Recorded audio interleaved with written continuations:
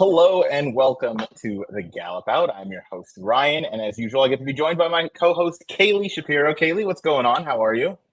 Really good. Just got up to Saratoga a little bit ago, so in a great mood and just cannot wait for the racing to start on Thursday. That's awesome. Yeah, July 4th Racing Festival, July 3rd through 6th up at Saratoga. Jackson Muniz, our normal co-host, is running a little bit late. He has, an actual job out in the real world, so all respect to that. So he'll join us when he can. But in the meantime, we're going to be joined by our guest for the day as we go through the July 4th racing from Saratoga. We're going to go through the late pick 5, races 7 through 11, featuring 3 graded stakes and the Harvey Pack Stakes, as well as a competitive maiden field that we'll get into. But our guest needs no introduction. He is Andy Serling. Andy, welcome back to the show. It's good to have you. It's good to be on. Thanks for having me on. Hi, Kayla. Of course. Hello. Thanks for coming. Sure. It was easy. Andy, how was the rest of the Belmont and Aqueduct season? And then when did you head up to Saratoga?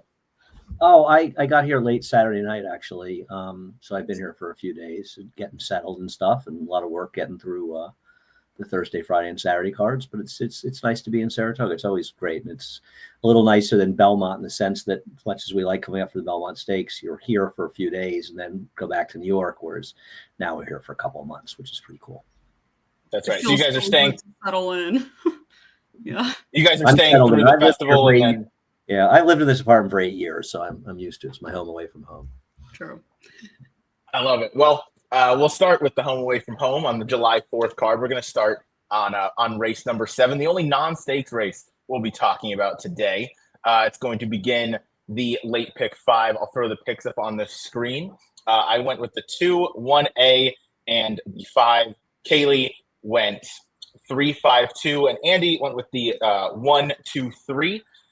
Andy, we'll start with you. The 1 is Worthy Charge, one of the coupled entries owned by St. Elias Stable. What do you like about this one?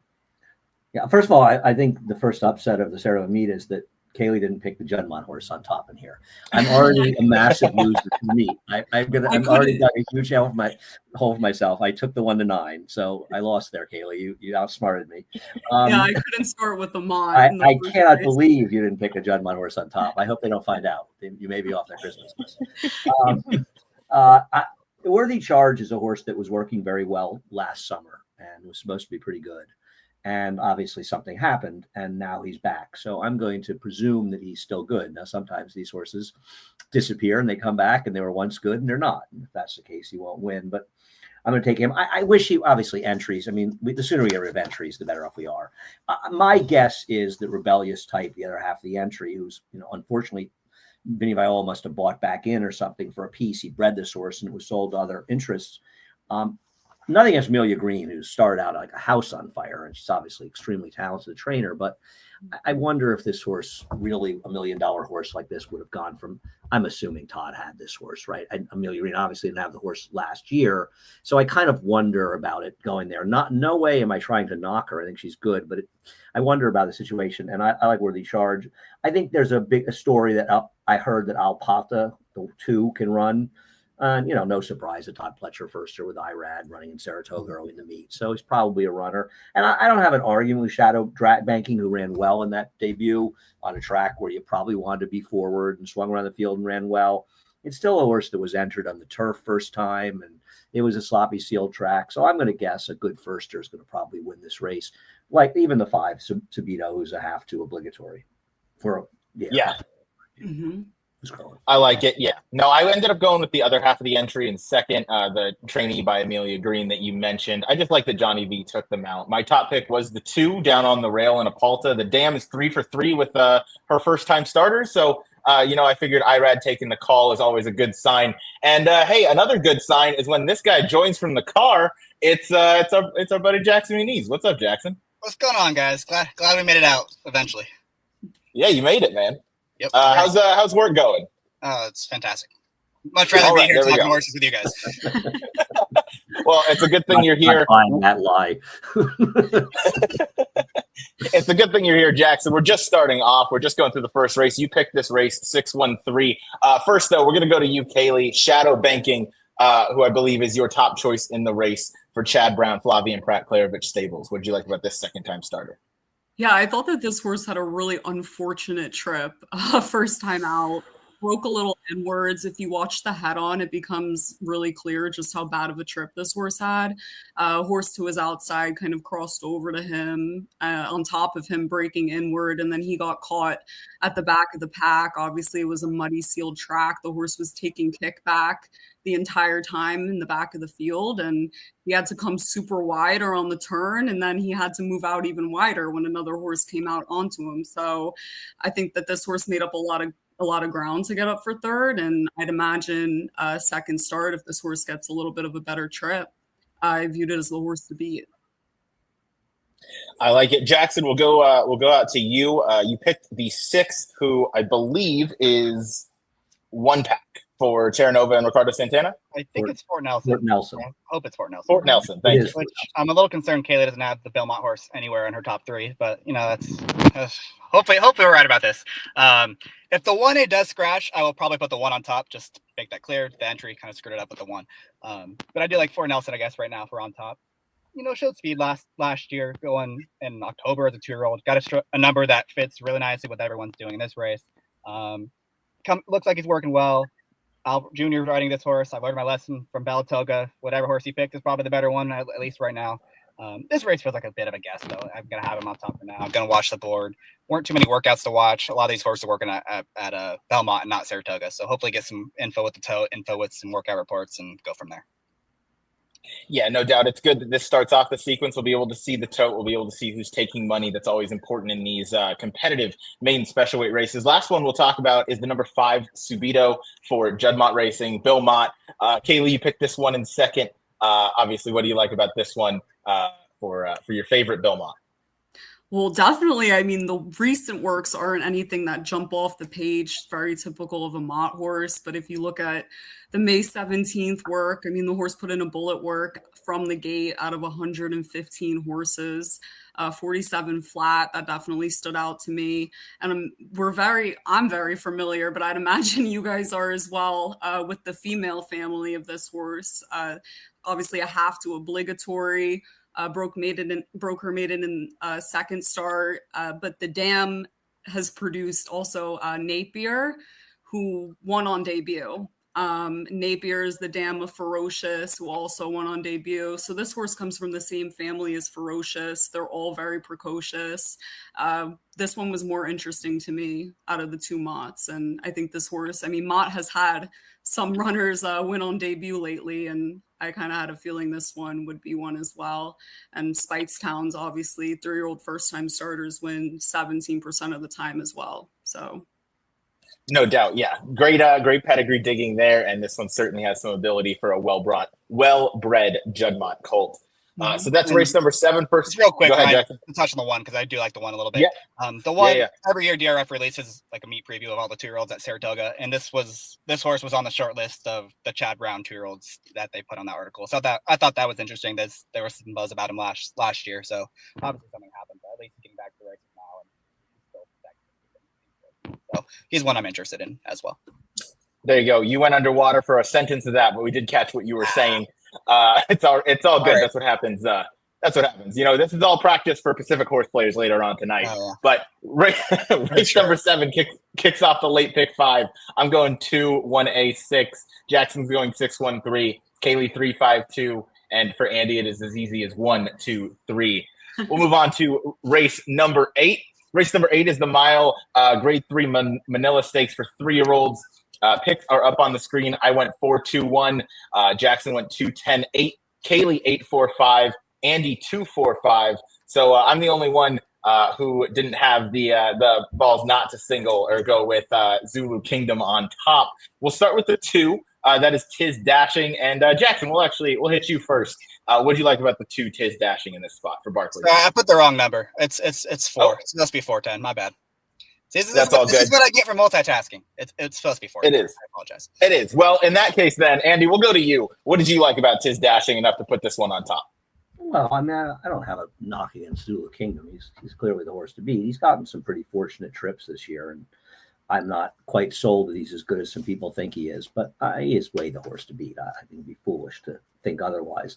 There's really nobody else that particularly interests me in trying to beat him. Regenswit's okay. I think he's better than Regenswit. I think he's better than Catalyzed. I'm not really sure who else I could possibly make in the race, but Tiz Dashing, frankly, this horse has not gotten particularly good rides by John Velasquez.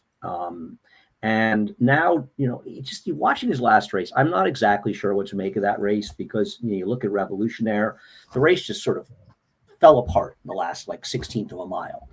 And yet he was one that was up closer to the pace and he had dropped back like he was out of the race and he seemingly came again at the end. Now, I don't know if it was an illusion with the race collapsing and it wasn't that good a race, but he's also a horse that's had wide trips. He's been out of position. He's never really had a particularly good trip. And he has run figures that are comparable enough to at least put him in the ballpark that I think he has a chance to win. A race where I'm pretty confident the Zula Kingdom's way the horse to beat. I don't mind taking a shot with a horse at a little bit of a price to just take a stand with. I always thought this horse had some ability. And if you're going to make money with him, maybe this race is to finally get a chance. And he pays $25 and wins. I have no illusions, and I'll have a big 4-2. But I think getting more of an inside post, getting a switch to Javier, I'm hoping he gets the right trip for a change.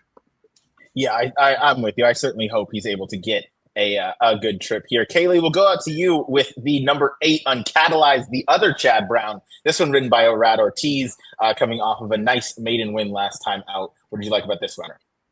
I thought the 8's Capitol Hill, if I'm not mistaken. You're like number You're right today, Ryan. I am. Yeah, I really am. Yeah, counting is tough. Sorry, Capitol Hill is your top pick, Kaylee. Yeah, I kind of in lockstep with Andy in terms of his process. I mean, Zulu Kingdom obviously is the horse to beat. 4-5 and second and third, but in a race with not much difference between a few of these horses, I figured I'd try to take a shot with one at a price as well. Capitol Hill, I mean, the turf races definitely stand out. The horse broke his maiden on the turf. With an 80 buyer speed figure, stretched out next time, sat a little further off the pace and regressed. Clearly the horse just doesn't want to go any longer than what he's going to go here today. So I kind of want to take a shot with this one. Hopefully, he'll be just as forwardly placed as he was when he broke his maiden. At least in the mix early, and you kind of get that impression when you see that Mott is putting Johnny V up as well. So this one kind of intrigued me. Figured I'd take a shot with the price. I like it. Definitely an intriguing runner in Capitol Hill. Jackson, why don't you give your thoughts on the number 10, a horse that you and I are familiar with here on the West Coast in straight cash after that good maiden win? Yeah, I mean, look, Zulu Kingdom's way the horse to beat. He's going to be odds on here for a very good reason. Don't really have too much argument against him. I have no idea how they're going to bet this horse. I need at least 10 to 1 on him to play him to win. But if he is at least 10 to 1, I just feel like all these horses, a lot of them have already lost to Zulu Kingdom, or a lot of them have lost to other horses that have lost to Zulu Kingdom. And he just feels like one of these horses that he's just a complete unknown. He's the upside horse. He beat absolutely nothing that day, but visually he looked good doing it. Galloped out really nicely. Number came back decent. And, they're entering him in this spot where I don't think they're going to struggle to fill allowance fields at Saratoga this summer. Like, they could have put him in an easier spot in a couple weeks. So I got to think they have at least some idea that this is a pretty good horse. Complete unknown. Obviously, like I said, he hasn't run in 3 months. A lot of hurdles to overcome. But at the price he's going to be, I think he might be worth including on some tickets. Yeah, I don't hate the logic there. And the Tiz the Laws have seemingly run well on everything. Yeah, we've mentioned the favorite is the number 4 Zulu Kingdom coming off the Grade 1 American Turf win. Not too many knocks against this horse. Has done very little wrong outside of the 7th place finish in the Breeders' Cup Juvenile Turf. Yeah, I mean, far and away the horse to beat. I don't think anybody's going to argue too much on that point. Does it bother anybody that he's entered in this race and not the race? No, well, I can talk about that. I mean, I think Chad. Go ahead, Andy.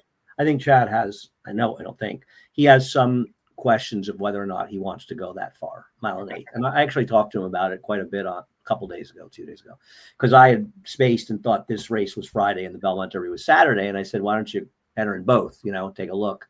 Yeah. As he said to me, it's not an exact science. Maybe I got it wrong. Maybe I should have run the mile and 8th race, a bigger person stuff. I think he'd get his clock cleaned, frankly, in the Belmont Derby. So I think he made the right choice, but that's just my opinion in handicapping. And I had nothing, I don't tell Chad where to put his horses. One of the reasons we're friends, because I don't tell him where to put his horses. But I think he has concerns that the mile and 8th may just be a bit of a stretch for him, at least at this point in his career. Cool. Okay, that makes sense.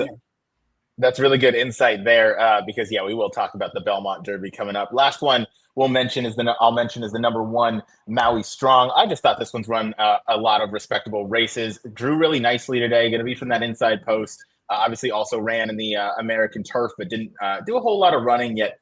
Still kind of ran his race. I'm hoping Junior Alvarado has this one a little bit closer. I thought it was a little interesting that Alvarado chose this mount over Capitol Hill, who he's been riding for Belmont. Obviously, they've teamed up to do nothing wrong, seemingly, in the past 2.5+ months. So I thought it was interesting that Junior's going to take Maui Strong here. From the rail, has obviously run well in stakes competition before, and I thought might have a slight upset possibility. We'll move on now to race number 9. I think we've talked about all the – actually, Kaylee, we'll go right back to you if you want to touch on Reagan's Wit, the one horse we haven't spoken about yet.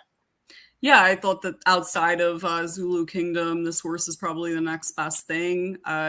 Couldn't put him higher. I don't see enough pace, for this horse to get particularly the setup to win, but certainly made up ground last time out with some pretty moderate fractions coming in off of a career best effort as well. So I think definitely is going to run in the money. Yeah, this horse should finish up in the money. This horse was just entered and then scratched out of the American Derby in the last race at Churchill, which came a pretty weak field. I feel like Reagan's Wit would have blown the doors off that field. This is a tougher spot, to say the least. Even outside of Zulu Kingdom, I think the quality of runners is a lot higher. So I wanted to go ahead, Andy. I think Cherie said that she didn't want to run on the turf course. She didn't love the turf course for this horse. That's why she's No, I hope that, or I wish that she had told me earlier, because I had singled this horse in all of the horizontals because she overlaid the field. But I'll see if I can get a check. Okay, thank you so much. Don't mention to her that I missed 3 other legs of that pick 6. So that is race number 8. I went 4-2. I went 4-2-1. Jackson 4-10-8. Kaylee 8-4-5, and Andy 2-4-5. We'll move on now to the Grade 1 Belmont Derby, going 1 1/8 on the grass. Andy, I was looking for rail distance. Are the rails down for the festival? No, I don't think so. I don't know. I have to look. I can look at the overnight. What is this, the 4th? They're at 18 for this race. Yeah. 18. I don't think Thank you, Jackson. We usually don't start at 0. We're at 0 on the in the inner. Yep. We're not 0 on the inner. Yeah. Okay. Thank you so Brian, much. Are you capable of getting your own opinions in a race like this, or are you just going to copy me every I time? know. I saw that one coming. Just wait till the next race, brother. All right. Race number 9, the Grade 1 Belmont Derby. I am 1-4-6. Jackson is 1-4-6. Kaylee went 6-4-5, and Andy went 5-3-6. Kaylee, we'll start with you with the number 5 test score, a horse that has cost Jackson. He's made me some money. What did you like about this runner? She picked the 6, didn't she? Yeah, I picked the 6 on top. You did pick the 6. I'm counting numbers. Numbers are just a mess for me. I could talk about Final Gambit. Yeah, they stuck up the judgment at some point, especially after that incredibly dismissive pick in the first leg. No, for sure. So I mean, this horse I feel pretty strongly about. Final Gambit. All I know is that if you liked Baeza slightly in the Belmont, I know obviously different surface, but if you like that horse at all in the Belmont, you'd have to really love this horse in here. I thought that this horse ran a really good race, obviously, in the Derby. That ever since then, I mean, I've been waiting for the horse to switch back at least to the turf.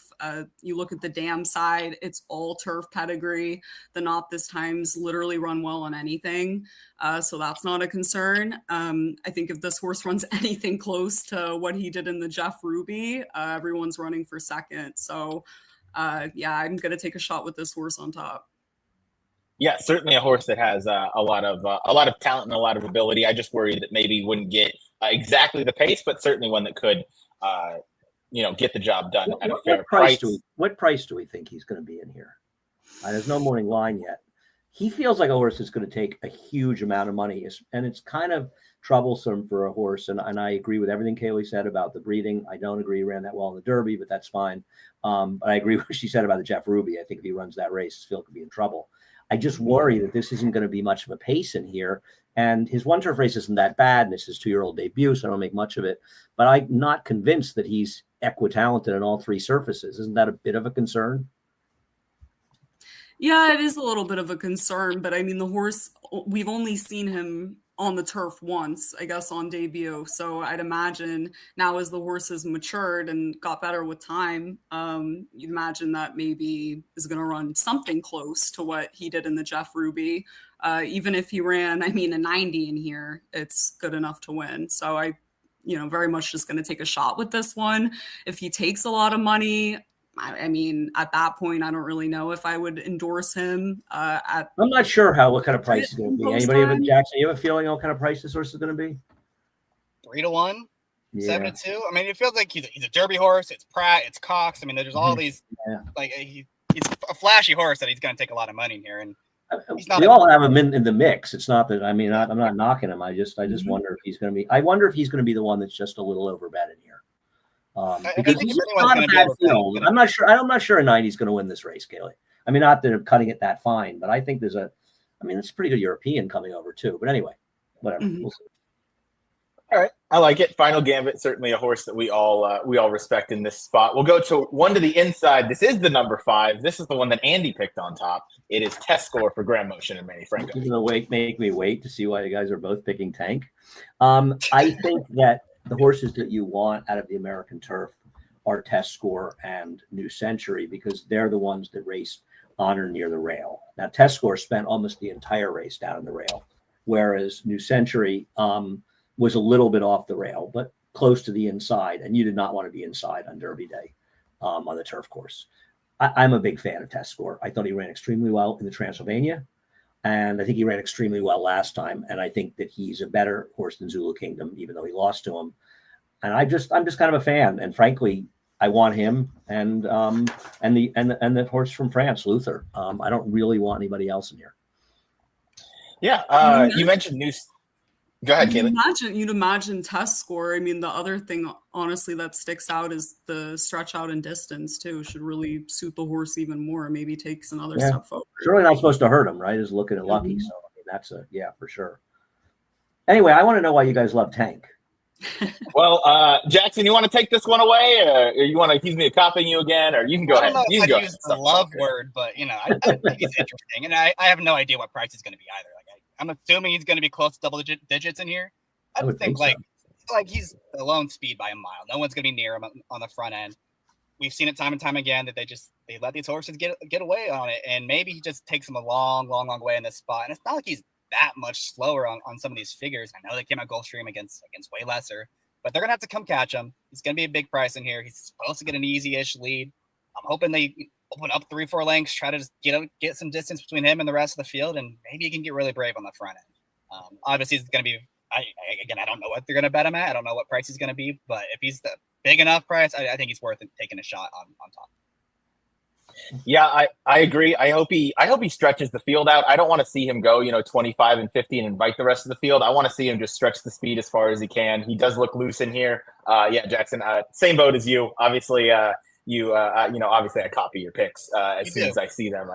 I don't have any of my own opinions. So I thought Tank has a real shot to go wire to wire in here. I will talk about the Ford personally, Jackson. To be honest, Andy, it's been a running joke. Just wait till the next race; it gets even better. Test Score is probably the second fastest horse early, and he's not. I mean, he could be close, but he's not particularly quick. Test Score. Yeah, I think he's going to be sitting right outside of him, and he's a much better horse. But listen, I'm not. He's a big price. You guys like him. Yeah. I respect your opinion. I just have a personal vendetta against Test Score because Really, why? I made my biggest win bet of the year on him last year at Del Mar, and he got second at 13. Yeah, I bet him that day too. I was bummed about that. Yeah. I thought he ran great. I thought he just got huge. By the post. He ran huge, and he's run extremely well since too. I just think he's going to be. He could be. I mean, he might be the favorite in here. I don't know. What did you guys make out of Flying Mohawk? Out of curiosity, the horse is breaking from the outside, gets blinkers on, and very slow fractions, but was up on the lead in the Pilgrim. He can be forward in here if Frankie wants to go. I just don't think he's good enough. Do you? Yeah, me neither. He got the exact same setup. He could be forward, though. I think you're right about that. What about New Century and Luther? New Century is the horse that I picked in second. Jackson, you did too. as we, obviously I'm just copying you today. But New Century last time, I was against him a big time in the American Turf just because that wasn't the original plan. He kind of got dispersed from that Andrew Balding camp kind of last minute, and he got shipped over. So I was against him there. He still ran really respectably, considering he came over kind of last minute, and this was a late wrinkle in the plans. But he's come out of that to work really consistently. So I liked this horse last year in the summer in the Breeders' Cup Juvenile Turf, where he ran well in both of those tries. So now that he's been stationed in the United States for quite some time, this is kind of the plan for it. And he's been trained up into this spot. I think he could definitely fire a big effort. And Oisin Murphy is over to ride, although I believe he just got suspended overseas. But I was surprised to see his name. Were you guys surprised to see his name in the riding? A little bit. I didn't even make 2 and 2 about that. Honestly, I'm surprised. I'm surprised that none of you think Luther is dangerous near. What is your issue? Or you just like other horses better than him? I just didn't know what to make of him. Well, I mean, he lost to Henri Matisse and Camilo Pissarro came back to win the Jockey Club, in the French Guineas. He lost by a length and a quarter. I mean, I just think he's running against some pretty good horses. And I don't, know how strong exactly, the French horses are. But he lost at a mile to New Century last year by a half length. I just think he's a major player coming over from Europe. I think those horses, Camilo Pissarro and Henri Matisse, are pretty good.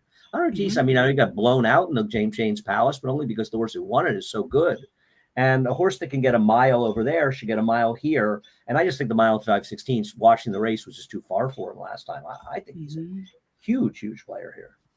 He could certainly fire.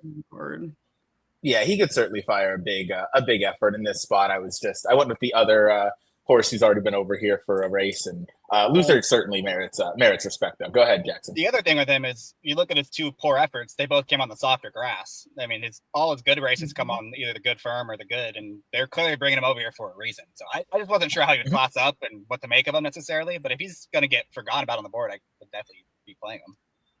It's a wide open race. I think you can make a really good case for a lot of them in here. It is. While we're on the topic of these Euro shippers, Andy, what do you make of the fact that we haven't really seen a whole lot of Charlie Appleby and that Godolphin, the boys in blue, come over for these turf races? It's been hard. I've cried myself to sleep a few nights. I feel whenever Godolphin doesn't win a purse, I wonder how the Sheik's going to be able to feed his family. So I worry about that a lot. So getting beyond that, I don't know. I think what's interesting is I didn't expect him to come back because I think if you look at, I think it's great that they came over and they brought like 8 or 10 horses and they were at Green Tree down the street.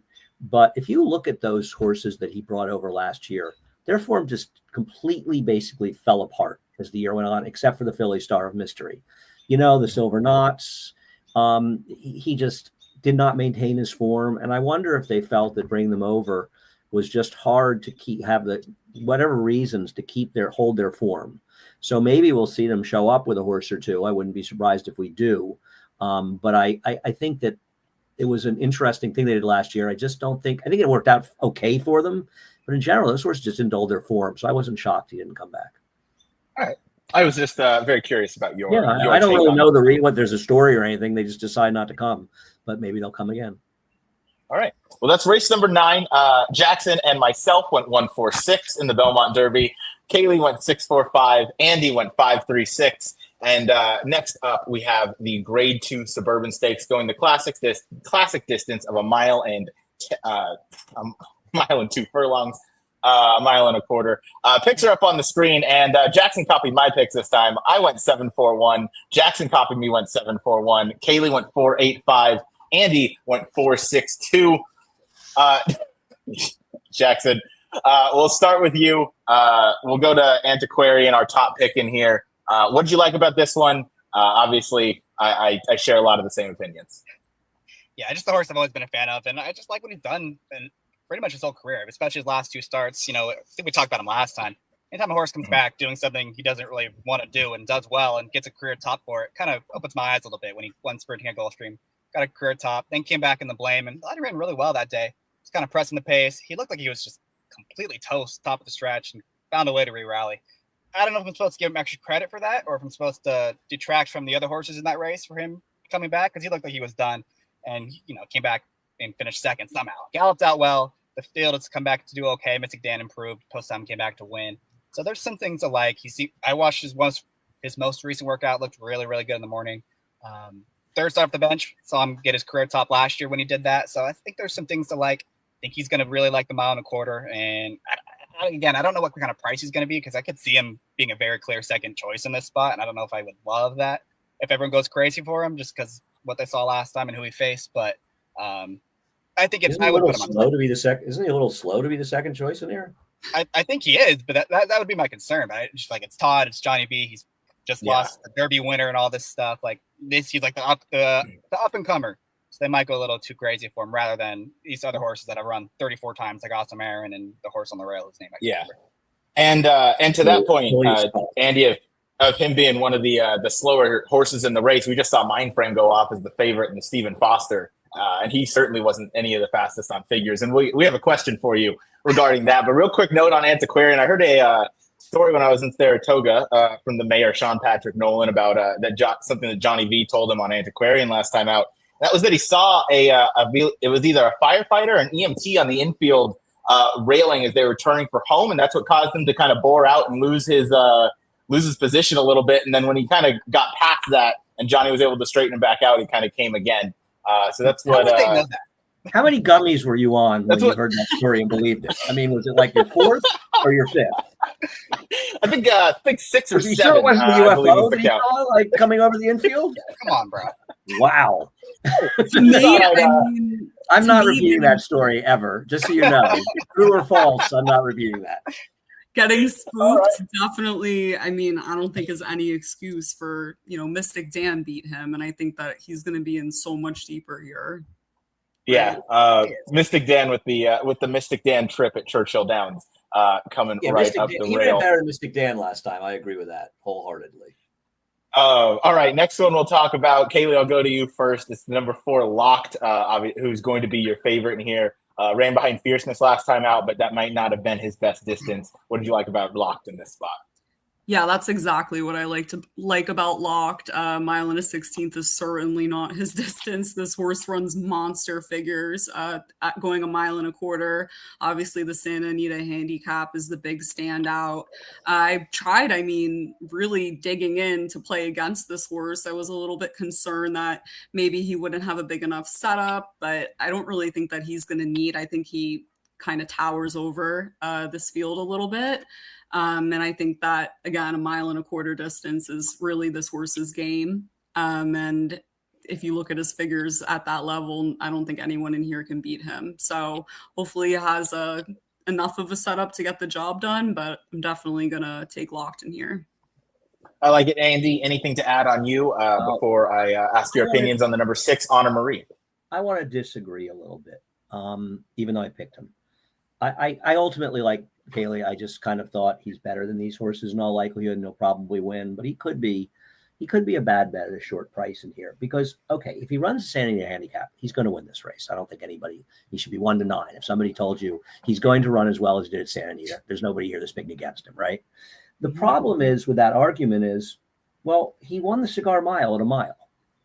And then he ran the same figure at 1 1/8 in the Pegasus.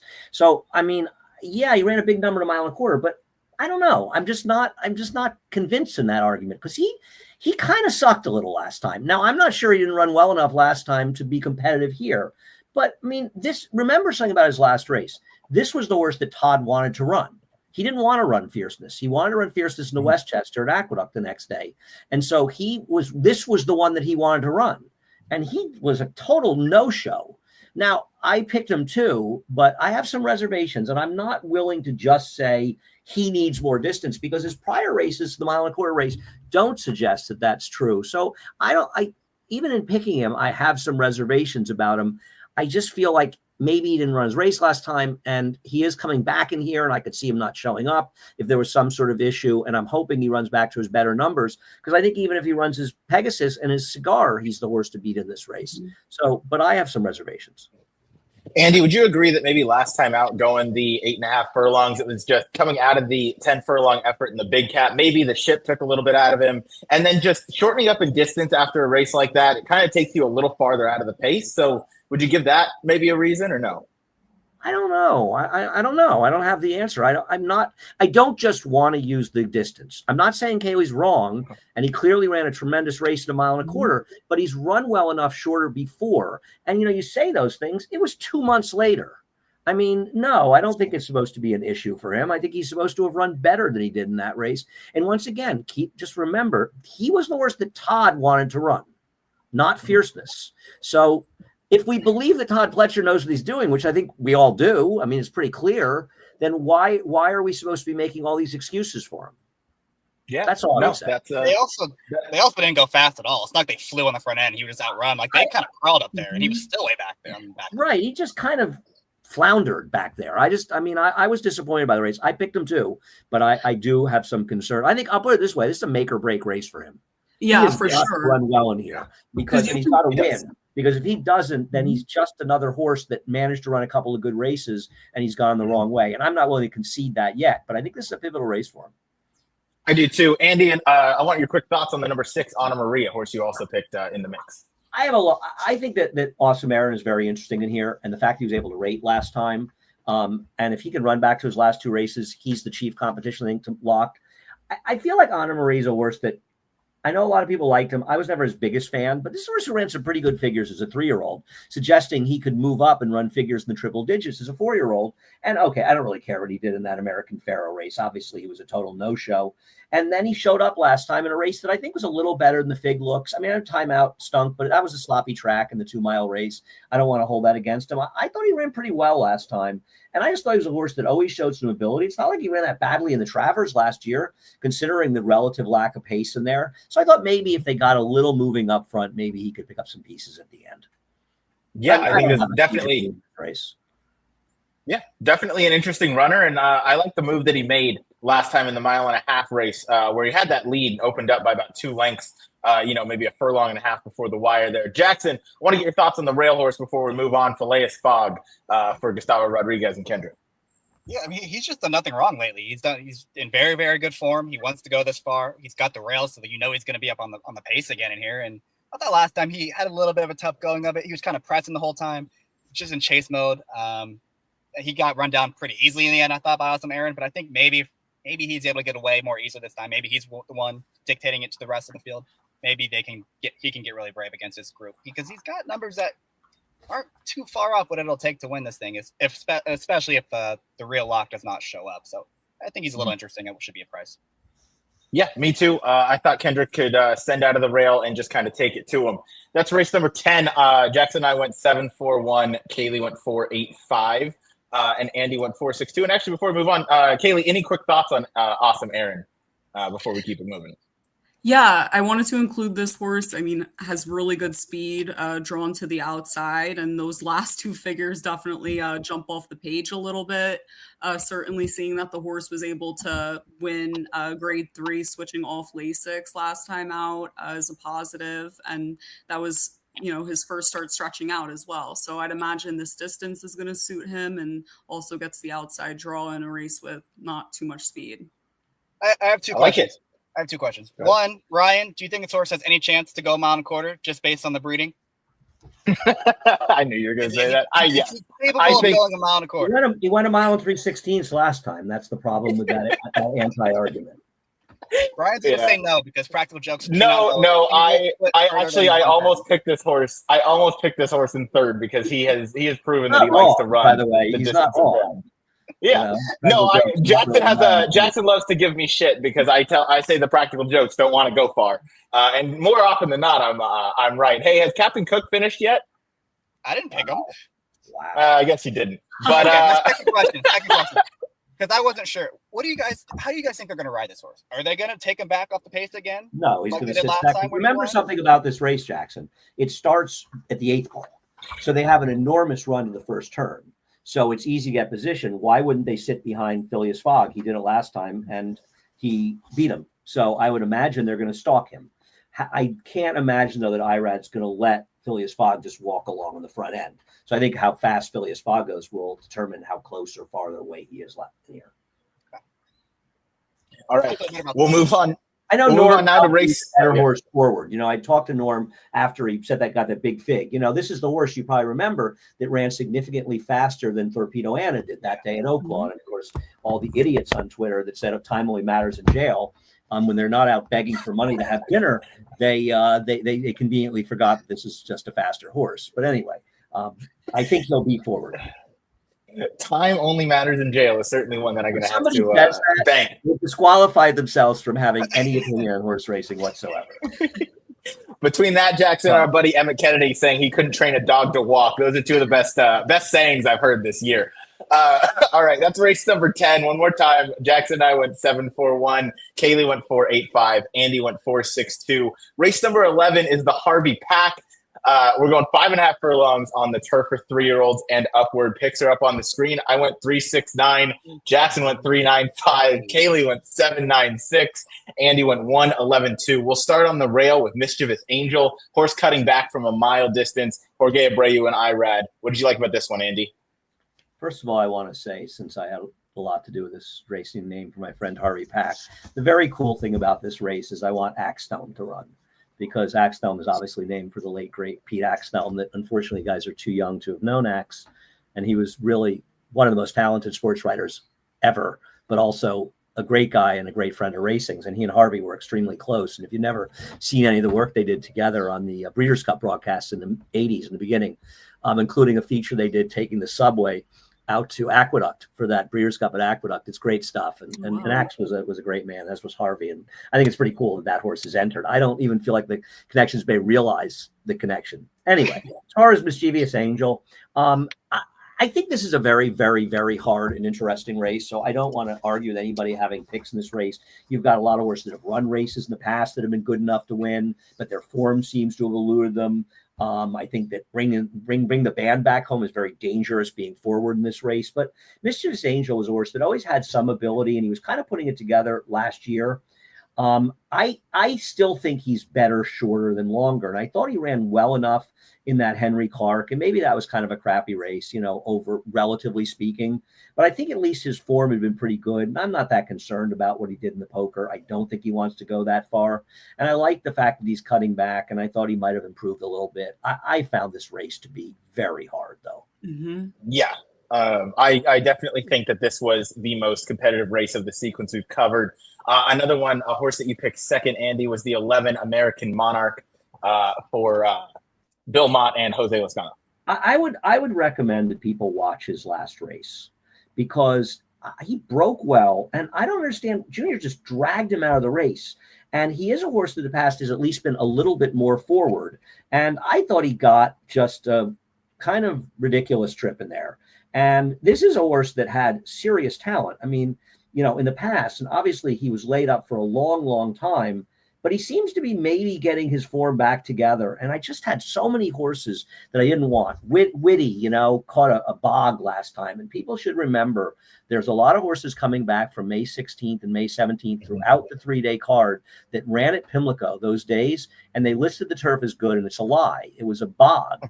So there are horses that did very well and horses that did very badly that you probably can throw out their performances regardless of what they did, So keep that in mind. And I think he's one that benefited. I just sort of went through, and there are I respect Felix. I respect Works for Me. I think both of them are dangerous in this race. So I think there are a lot of horses can win. I just wanted to try to go with a little bit better price, maybe. That's all. I like it. American Monarch definitely can reverse some of that recent form, and he has some efforts to go back to. Andy, I got to stick with you one more time. I know you have a bit of a hard out to go catch Jeopardy, which is always important. With my mom. Right. Let's not include Mom in this conversation. Yes, we should include that. You're absolutely correct. So we'll stick with you one more time as you talk about the number 2, Our Shot. He has run, obviously, races can win it. It feels like his form is badly dissipated. But I decided he was the one horse that has back form I would leave in here. Like I said, I'm open to anybody telling me why to bet other horses in this race. So I'm eager to hear what you guys have to say. Yeah, no doubt. That's the thoughts on the number 2. Kaylee, we'll go to you. We'll go to the number 7, which should be Works for Me. Nope, it is not. It's Felix. Mm-hmm. Felix. Oh, man. Yeah, counting stuff today. Go ahead. Let me know your thoughts on this Morley runner for Johnny B in the saddle. Yeah, Felix, I mean, I agree. I viewed this race as a little bit difficult, and I kind of looked towards horses that had good speed and prioritized those horses a bit. Looks like it lacks a bit of speed in here, and Felix certainly has good enough speed, I mean, to be involved in obviously the early mix. And also that horse ran 2 really good races back to back before going on the bench. And, you know, it's not that long where it's that big of a concern. And Morley always has them ready first off the bench as well. So definitely wanted to take a shot with this one. I'm not sure the price that you're going to get, but on paper, I mean, I think you can make sense of this horse on top. You certainly can. This is one I gave a long, hard look to. I picked this one, I believe, either 4th or 5th. But yeah, this was, again, a very deep and competitive race. Jackson, we'll go to our top pick. I'll let you talk about this one. It's the 3 Surveillance, Linda Rice, Kendrick Carmouche getting to turf for the first time in a while. Yeah, 3 races in a row copying me is crazy work, Ryan.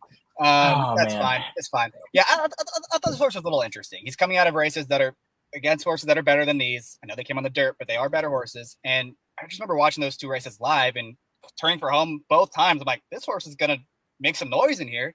He looks like he's looming, and then he kind of just hit a wall late. So I don't mind getting back to the grass for him. He's done well in the grass, but I think the key for him, maybe at 8 years old, he just doesn't want to go 6.5 anymore. Maybe 5.5 is just going to hit him right between the eyes.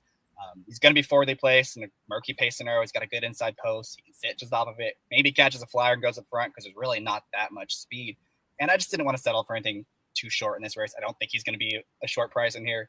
Got Kendrick. It's going to be forwardly placed. I think there's some things to like and some reasons to believe he might move forward with the cutback in distance and the move to the the one thing that worries me about him, and maybe this is just getting too nitpicky, his good races here were from Flying P on the turf and like last year's race. And we all know the juggernaut they were on last summer. So that's the one thing that worried me, but I think your reasoning's sound. I also think you're right about the pace. Yeah, not a whole lot of. He just copied you, so I don't really care. I know. Works for me as the horse I picked in second.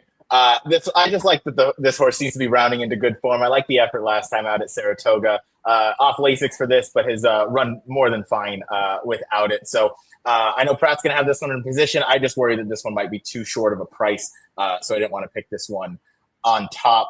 Last one we'll talk about is the number 9, Bring the Band Home. This is a very confusing race, but Andy, your favorite or one of your favorite groups, the Grateful Dead, once said, if you ever get confused, just listen to the music play. So, Kaylee, what are your thoughts on the number 9, Bring the Band Home?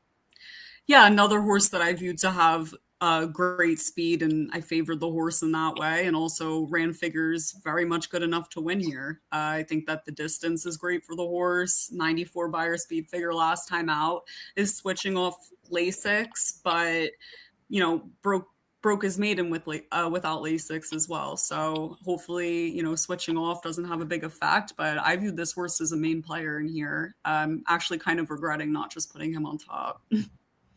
Yeah, no, this is definitely a horse I could see just kind of sitting outside the pace of the number 3 Surveillance and could just kind of take over top of the lane. I wonder if they're going to gun with this horse. Don't you think there's a chance that Javier just lets this guy roll? They should. I do. Yeah.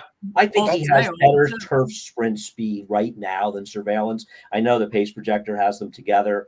Pace Projector, I find over time in turf sprints, often overvalues the speed of dirt horses coming into these turf sprints, and often it's not as fast. And if it's not, this guy could be gone, and he could be gone and win. That was like my reasoning, because Surveillance, I mean, in those turf sprints wasn't that forwardly placed. So, I mean, in all of them, if I'm not mistaken, I think they're going to come out rolling here. I think they look at that Saratoga win and think this is his best move, and he can win for sure. I certainly think he's in with a big shot. Jackson, take us home with the number 5 Outlaw Kid. Just a horse has races to run back to. A couple of graded stake tries that were decent. You know, one came at Woodbine, the other came actually a couple came at Woodbine.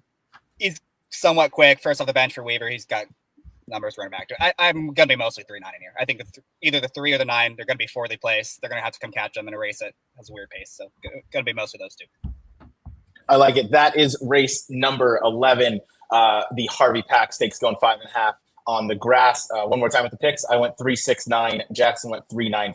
Kaylee went 7-9-6, and Andy went 1-11-2. Andy, thanks so much for joining us as always. Always great to talk racing with you. One question that I told Jackson I would ask before we get you out of here, going back to the Stephen Foster this past weekend, who do you think ran the better race between Mindframe and Sierra Leone?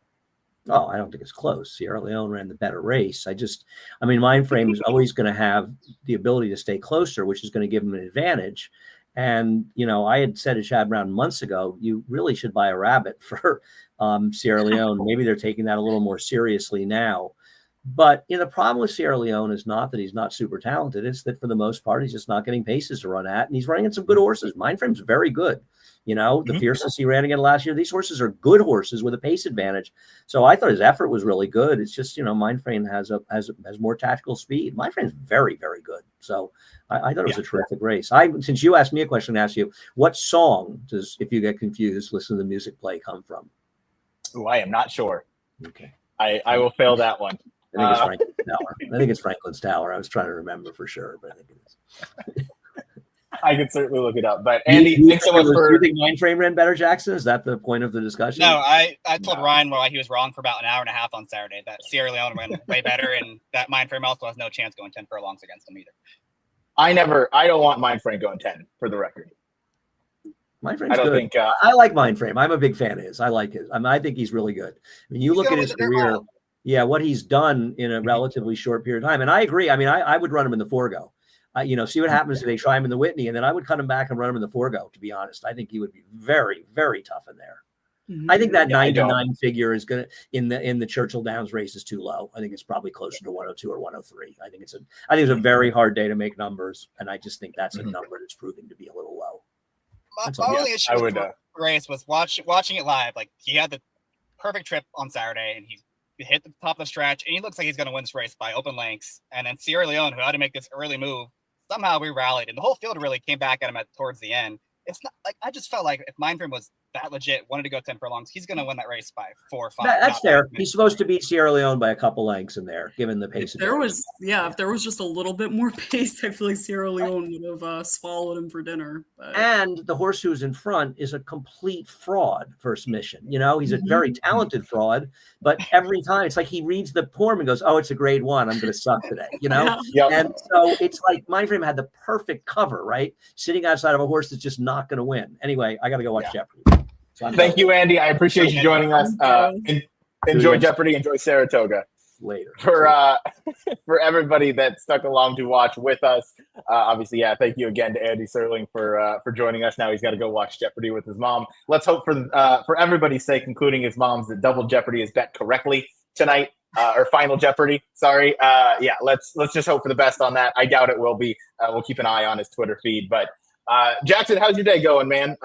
You joined a little late. I didn't get to ask you when we first started things off. Yeah, you look hot in that car, but I'm hot in this room on the too. Shade parking spot, which helps a little bit, but it's still like 90 out today. So I'm ready to get out of LA and go down to Del Mar. I'm so ready. That's right. Del Mar starts in 16 days. I cannot wait. Kaylee, what does your week look like up in New York as the racing festival starts on Thursday? Tomorrow, just got here, honestly, and then prepared to come on here. So after this, I'm definitely going to open a suitcase as first on my list. That's a good first step. All right. Before Jackson dies of heat stroke and Kaylee can unpack, thank you, everybody, for watching. This has been the Gallop Out as we go over the late pick 5 for July 4th racing. Jackson, you and I are going to be back in 2 hours on Pacific Horse Players doing this exact same sequence. So, catch us there on the HJJ's Racing channel. What's up? Go ahead, Jackson. Tune in to see if Ryan still copies me in 2 hours. I bet he does. I bet there's a good chance. I already sent no on my picks. I already sent no on my picks. So if you haven't done so already, then you are copying me. So on that note, thank you, everybody, for watching. We will see you next week. This has been the Gallop Out with myself, Ryan, and Jackson, and Kaylee, my wonderful co-host. Everybody take care, and we'll see you next time.